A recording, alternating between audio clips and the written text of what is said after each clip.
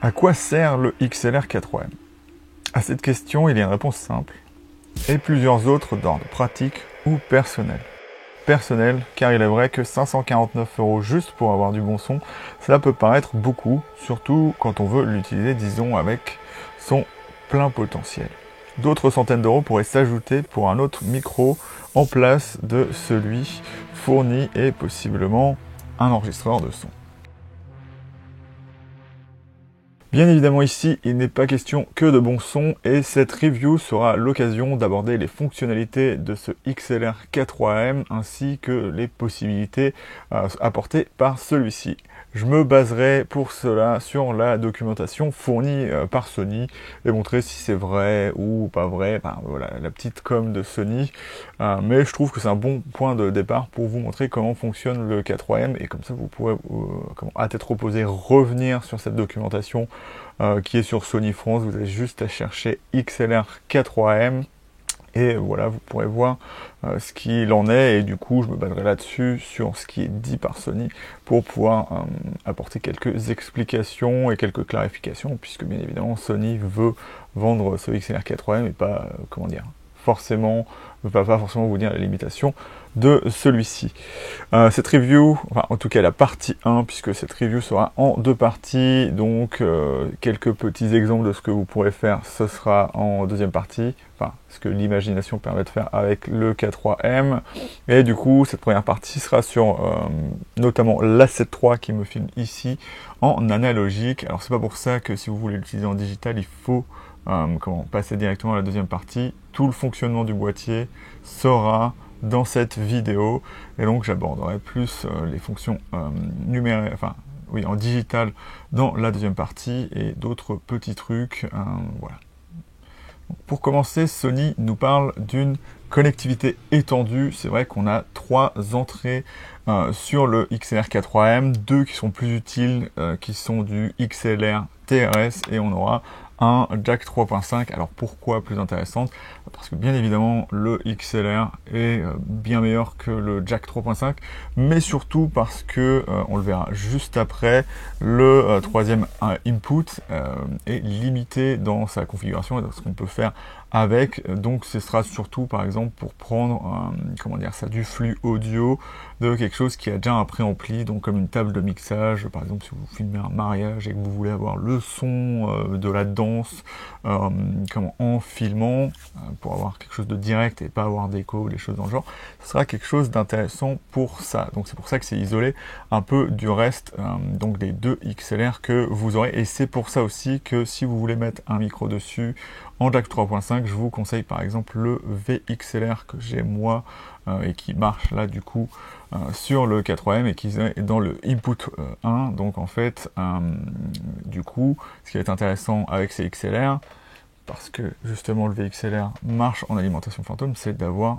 l'alimentation fantôme là-dessus, et je vous dirai juste un peu plus tard comment savoir que quelque chose marche sur l'alimentation fantôme, parce que je ne le savais pas sur cet adaptateur. Et du coup, pour ce qui est de savoir, sur le switch qui va sélectionner les entrées, on verra ça plutôt dans la deuxième partie, puisque j'ai besoin de comparer analogique et digital, puisque ça va se jouer notamment ici. Donc je préfère faire ça lorsque j'aurai un Sony qui marche aussi avec une connexion digitale. Ce que dit aussi Sony, c'est qu'on a un contrôle complet. Donc là, je vais vous parler de toutes les fonctions que va avoir ce XLR K3M. Lorsqu'on regarde le panneau sur le côté, donc je vais vous montrer avec des flèches sur l'insert du panneau de quoi je parle. Donc comme vous voyez, on a entrée 1, entrée 2, entrée 3 et elles sont signalées bien évidemment par leur volume respectif. Donc je vais commencer par la gauche. Donc on a des contrôles redondants entre l'entrée 1 et l'entrée 2, donc je ne vais pas à chaque fois en reparler. Donc on a un atténuateur de 10 et 20 décibels. Alors ça c'est utile lorsque vous ne pouvez pas aller trop bas en volume ou que vous considérez que le préampli est meilleur à un certain volume. Vous pouvez baisser un peu les fréquences, le volume, tout simplement en atténuant ça directement sans avoir théoriquement d'incidence sur le préampli. Voilà, donc du coup, on peut avoir un volume auto ou manuel, comme vous le voyez à côté du volume, et à côté de l'atténuateur, on va avoir notre sélection entre ligne, micro et micro 48V. Je vous parlerai un peu plus tard de ce à quoi ça sert, mais basiquement, ça vous permettra de sélectionner entre basiquement votre enregistreur externe, le micro et le micro avec l'alimentation fantôme. Donc, comme vous voyez sur l'entrée 2, ce qui va juste changer, c'est que on a l'auto et le manuel, et on a aussi un lien, donc vous pouvez matcher les volumes des deux directement. Donc ça voudra dire, basiquement, le link que si vous êtes en manuel entrée 1 et que vous mettez link sur le 2, le volume du 1 va sur l'entrée 2. Voilà, tout simplement. Et du coup, après, on a encore un contrôle sur les deux entrées, donc à savoir ce qu'on appelle un low cut, et donc ça va enlever certaines fréquences, donc 100 Hz et 300 Hz, voilà, tout simplement. Et donc c'est tout ce qu'on aura sur ce que Sony appelle le contrôle complet. Dans son communiqué sur le XLR-K3M, Sony insiste sur la connexion sans câble. Alors c'est un avantage et un désavantage. Le désavantage, c'est que ça vous rend dépendant du système Sony, hein, bien évidemment. Le XLR-K3M n'ira que sur des Sony et certains Sony. Donc je vais vous montrer la charte qui vous montre sur quel appareil photo cela marche. Et du coup, ce qui est intéressant avec ça, c'est que vous allez voir ce qui marche en analogique et en digital. Donc je vais vous le montrer directement là. Du coup, ce qu'il y a quand même d'intéressant avec ça, c'est que donc via la griffe NI, qui est une griffe multi-interface, donc qui permet à la fois de mettre les flashs, les micros, enfin un peu tout ce que vous voulez. Sony a beaucoup cherché avant de trouver celle-là, hein, à savoir qu'il y en a plusieurs versions. Si vous cherchez, il y a plein d'adaptateurs pour tous les différents flashs de chez Sony, mais on ne parle pas de ça ici. Il y a quand même des intérêts, c'est que par exemple pour la concurrence, dont je vous ai certainement un peu parlé lors de l'unboxing, hein, c'est que c'est quand même dommage d'avoir des entrées XLR pour revenir à du jack 3.5 pour revenir dans l'appareil photo. Donc là, le préampli du K3M prend place du A7 III ou n'importe quel appareil photo sur lequel vous le mettez, ou même caméra comme par exemple la FX3, mais qui a son propre XLR K3M spécifique. Ce qui va être intéressant, c'est que du coup on a ça, et aussi comme je vous l'ai dit, on a de l'alimentation fantôme, et du coup on n'a pas besoin d'avoir de batterie à l'intérieur du K3M, donc ça fait plus de place pour avoir un plus gros préampli, un préampli plus intéressant, et pas avoir besoin de changer de pile à l'intérieur. Ça va directement prendre la batterie de l'appareil photo. Donc bien évidemment, ça rend l'autonomie de l'appareil photo un peu moins élevée, bien évidemment, avec ça. Mais bien que vous soyez asservi au fait d'utiliser le XLR-K3M avec des Sony, vous n'êtes pas asservi au fait de l'utiliser sur le boîtier en lui-même, hein. Vous avez bien évidemment ce petit cordon qui va vous permettre de pouvoir déporter le XLR-K3M, et qui le rend au final plus pratique même que la version qu'il y a sur la FX3, qui est, je le rappelle, une version avec une poignée qui se visse directement sur le boîtier. Donc ça peut être intéressant, mais vous pouvez utiliser le XLR-K3M déporté. Alors, vu comment ça marche, c'est pas pour mettre le moniteur à la place. Moi, je pense que c'est surtout, par exemple, si vous voulez mettre une poignée au-dessus, vous pouvez déporter le XLR-K3M et votre écran en même temps, donc le mettre derrière, le mettre à côté, et mettre par exemple votre moniteur en dessous, ce que j'aimerais bien pouvoir faire. Donc voilà, c'est quelque chose d'assez intéressant. On a un peu cette rallonge qui pourrait aussi intéresser les gens qui veulent utiliser tous les autres micros Sony, mais pour l'instant Sony ne vend cet adaptateur que avec le XLR-K3M. Ce qui est intéressant de constater avec le XLR-K3M, c'est qu'il évolue par rapport au K2M en étant un peu plus résistant. Donc on reste sur un boîtier en plastique, mais il est très très bien fait, et pour ceux qui aiment bien ce genre de détails, il est fait au Japon, contrairement à la plupart des Sony, à savoir que, si vous ne le savez pas, même le Alpha 1 n'est pas fait au Japon, donc ça en fait un accessoire de qualité, même si maintenant ça n'a plus aucun rapport avec la qualité. N'importe quel pays asiatique peut faire des choses de qualité, pour peu qu'on y mette le prix. Donc voilà, c'est quand même fait au Japon. Ce qui va être intéressant dessus, c'est ce système. On n'est pas sur un système basique où on serre sur la griffe pour, comment dire, ça va maintenir le 80 en place. On est plutôt sur un système où on a un espèce de coussin et comment dire, on a un quart de tour à faire et ça va bloquer la chose en place. Donc il faut faire juste attention lorsqu'on met les protections ou lorsqu'on le met sur la griffe à bien l'avoir levé parce que ça peut légèrement abîmer le caoutchouc. Mais l'intérêt du coup que ça a, c'est que ça n'abîmera pas la griffe flash des Sony, ce qui est un peu marrant hein, parce que c'est les seuls à encore faire des griffes noires. Mettez-nous des griffes argentées, comme ça on n'aura plus de problème de peinture qui s'en va, mais c'est un testament de qualité de ce XLR K3M. Il n'est pas, comment dire, tropicalisé, donc ça m'a posé un petit peu des problèmes pour faire certains tests que je vous montrerai juste après. Mais du coup aussi, il y a quelques petites astuces de design qui sont intéressantes, à savoir que on peut vlogger avec. Bon, c'est pas forcément le setup le plus pratique, mais on peut vlogger parce que on a le porte micro, bon, spécifique normalement à l'ECM XM1, mais si vous avez quelque chose de plus fin, je vous rappelle que vous pouvez mettre de la mousse ou un truc dans le genre et ça va potentiellement marcher. Ou ce que je conseillerais, ce qu'a fait Sony avec le ECM XM1, mettre un espèce de bout de caoutchouc et l'enrouler assez pour que ça se bloque bien et que le micro soit bien serré. Mais ce qui est intéressant, c'est que la monture est sur une platine en caoutchouc. Et si vous voulez, vous pouvez enlever les vis. Donc si vous ne le voulez pas, vous pouvez l'enlever.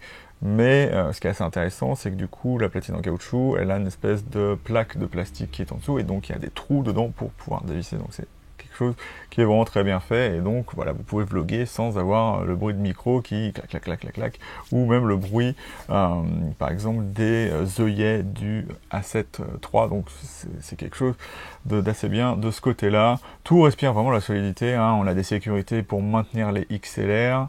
On a des petites protections en plastique à la fois sur le jack 3.5 et sur l'USB 2 type B qu'il y a dessus, sûrement pour le mettre à jour. Donc je verrai ça dans la partie 2, vraiment pour vous faire un rapport là-dessus.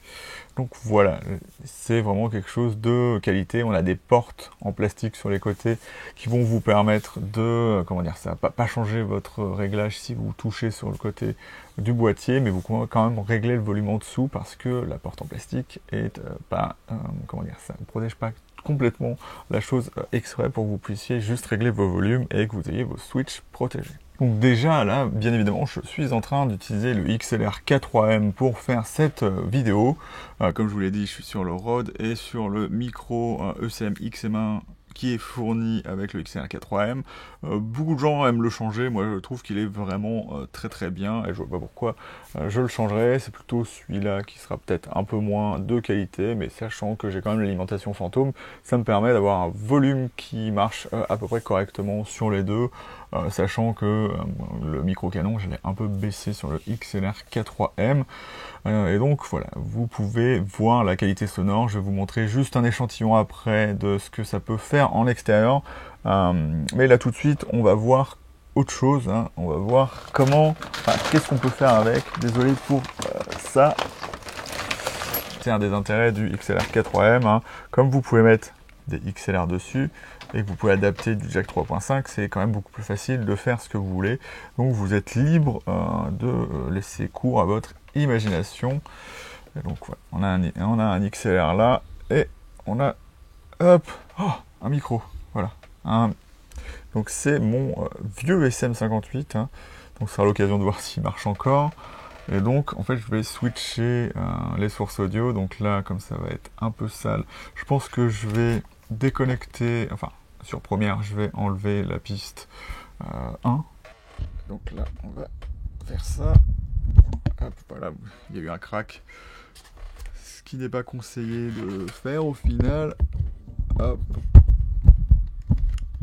Et donc, alors, du coup le micro, oui, si, le micro fonctionne bizarrement. Attends. Donc lui, il est pas puissant. Ah, il est peut-être pas sur. C'est peut-être pas un micro en alimentation fantôme, non? Ah bah si. C'est bizarre.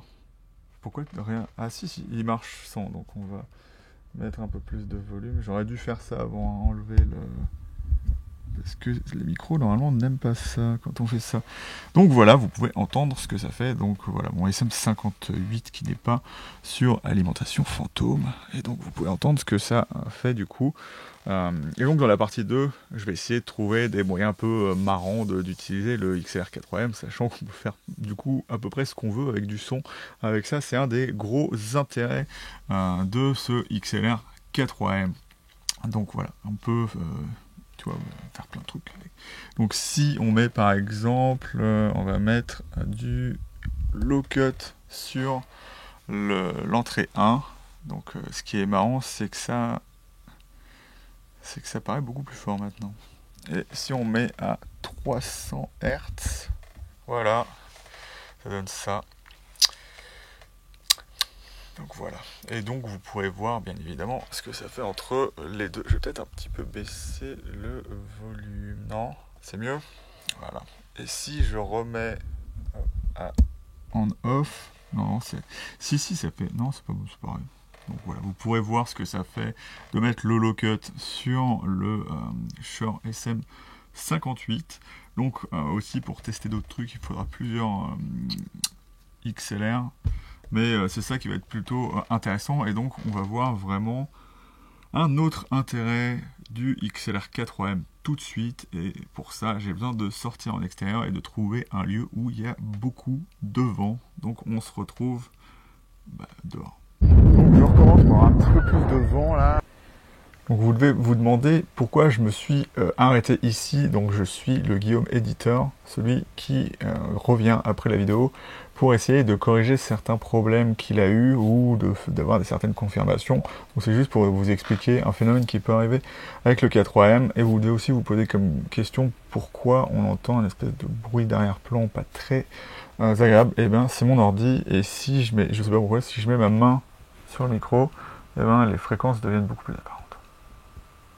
Donc voilà, c'est le bruit du micro et en plus c'est le souffle du ventilateur derrière. Donc désolé pour ça. Donc on va regarder tout de suite ça. Et là, il y a deux types de fichiers. Le fichier de l'A7 donc en DNX, HR, HQX, MXF, c'est un peu dur à dire. Et là, on l'a directement en interne parce que je ne prends pas mon enregistrement en extérieur. Et j'ai surtout pas de batterie à mettre dessus. Et je pourrais pas le mettre vu qu'il y a le XLR4M dessus. Mais comme vous voyez, il y a un phénomène. Le format fait pas du tout la même chose. À savoir que ce format-là, là, que vous voyez sur la timeline, là où il y a le trait bleu, et ben, il fait deux fichiers audio séparés. Donc vous pouvez en enlever un ou le mettre ailleurs. Donc c'est un petit peu plus simple à manipuler si vous voulez juste le fichier audio. Mais c'est beaucoup plus difficile à manipuler au final si vous voulez baisser le son d'une piste, parce que basiquement ce que vous devrez faire, c'est rompre le lien pour pouvoir agir comme vous voulez sur une ou deux des pistes. Vous ne pouvez pas le faire pour l'instant, alors que le système plus malin qu'il y a sur la 7.3, on va regarder ici, c'est la piste que vous verrez du coup tout à l'heure, et ben j'ai pu mettre à droite moins 30, ce qui correspond à l'ECM XM1. Donc voilà. C'est juste pour vous dire que si vous rencontrez ce genre de problème, c'est pas un problème, c'est juste que le fichier MP4 est en stéréo, et donc il suffira d'agir sur la stéréo pour, le côté droit ou gauche pour pouvoir supprimer l'un ou l'autre des micros. Et donc je vais vous laisser là-dessus et continuer la vidéo. J'espère que ça aura pas trop, casser le rythme de la vidéo. Donc je recommence pour un petit peu plus de vent là le vent est un peu monté. Donc là je suis avec l'A7 le XLR4M, le ECM XM1 qui est livré avec le K3M, et en plus j'ai le Live Mic Go ou Lavalier Go suivant ce que vous préférez, et en plus j'ai le VXLR qui me permet du coup d'avoir je vais y arriver, de l'alimentation fantôme, voilà. Donc voilà. Juste une petite chose, si vous voulez savoir si votre micro est en alimentation fantôme, parce qu'il se peut que ça abîme votre micro de le mettre en alimentation fantôme, le seul truc que vous allez faire, par exemple sur le K3M, vous avez trois entrées, donc ligne, micro, mic et mic 48V.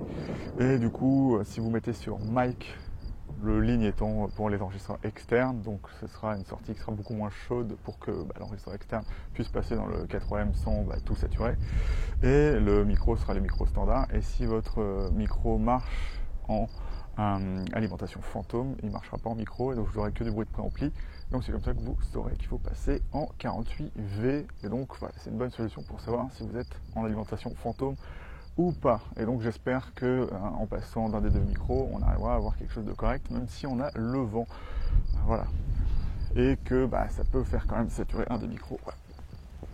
Je recherche mon masque qui s'enfuit. Voilà. J'ai pas l'air con comme ça. Donc vous m'avez vu aller chercher mon masque. Donc maintenant on va retourner. Voilà, il y a un peu plus de vent dans ce sens-là.